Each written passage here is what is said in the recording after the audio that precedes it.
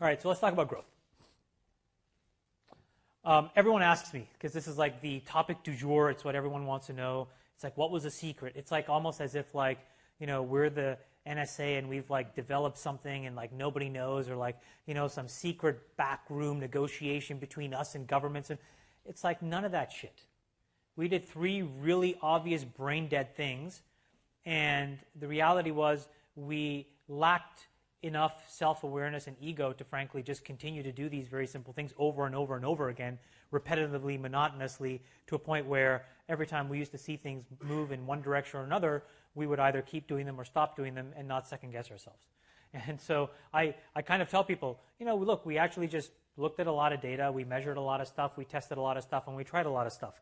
Now, that masks over a lot of more nuanced understanding, but at an extremely high level, that's really what we did. And what's shocking to me is when I see like a lot of products out there, it's unbelievable to me that people are trying to shroud products in this veneer of complexity that makes themselves seem like so good and so smart, and I'm this fucking hipster and I'm riding the Muni in San Francisco, and look at my oolong green tea that I bought organically, and look at these ripped tight skinny jeans that I bought. And it's like, you got to get over yourself. Like, measure some shit, try some shit, test some more shit, throw the stuff that doesn't work. It's not that complicated.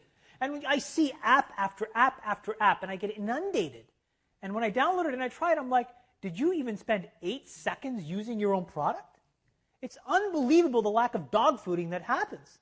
And so most people, when they think about growth, they think it's this convoluted thing where you're trying to generate these, extra normal behaviors in people. And that's not what it's about. What it's about is a very simple, elegant understanding of product value and consumer behavior.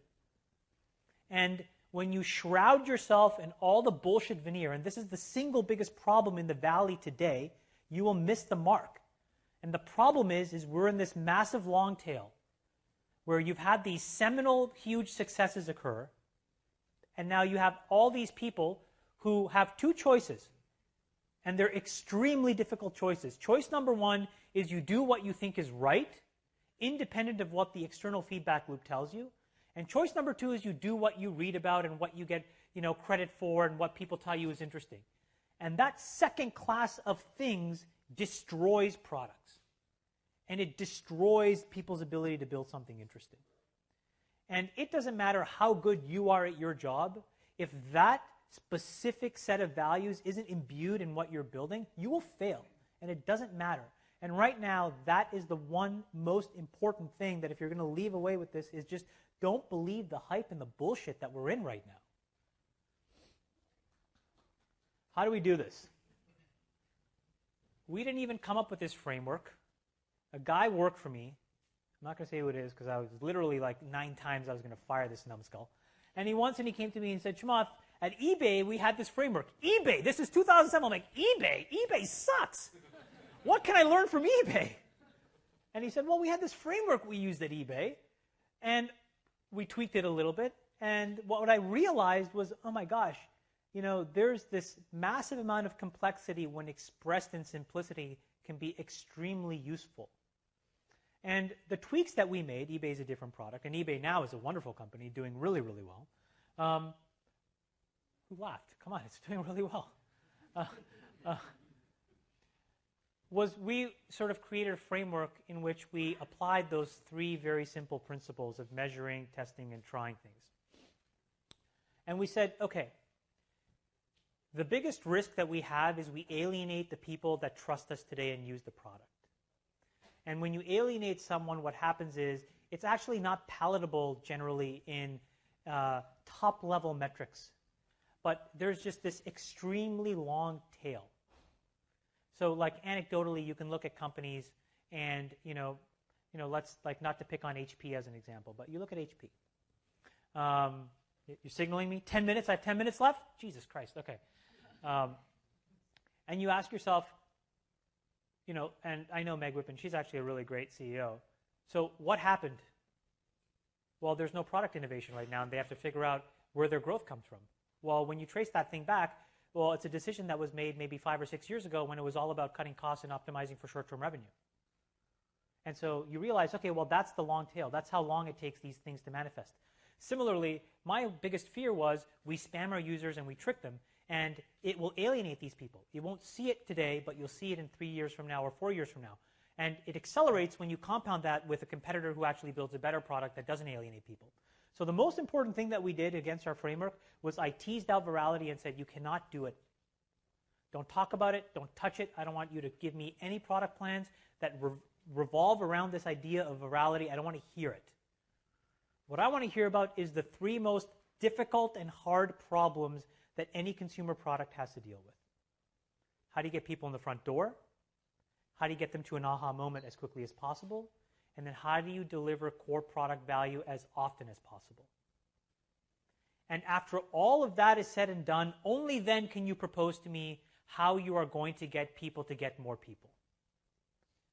And that single decision about not even allowing the conversation to revolve around this last thing, in my opinion, was the most important thing that we did. And when I look again in the landscape, things that scale understand that principle, whether it's explicitly or intuitively. And things that don't, and also things that have this amazingly steep rise and then fall off a cliff, and there are really visible examples of that today, also ignore that principle. And it's the discipline to not optimize for the thing that gives you the shortest and most immediate ROI. Because that is never the sustainable thing that allows you to build something useful. So when you boil that all up, the most important 2 high-level takeaways that we had, and after all of this stuff, was we got to eliminate ego. And ego manifests itself every day. So I talked about it earlier. It's the ego of basically living a lifestyle and a vision and like a Twitter stream than it is actually like living the life of an entrepreneur, building good product and trying to deliver core product value.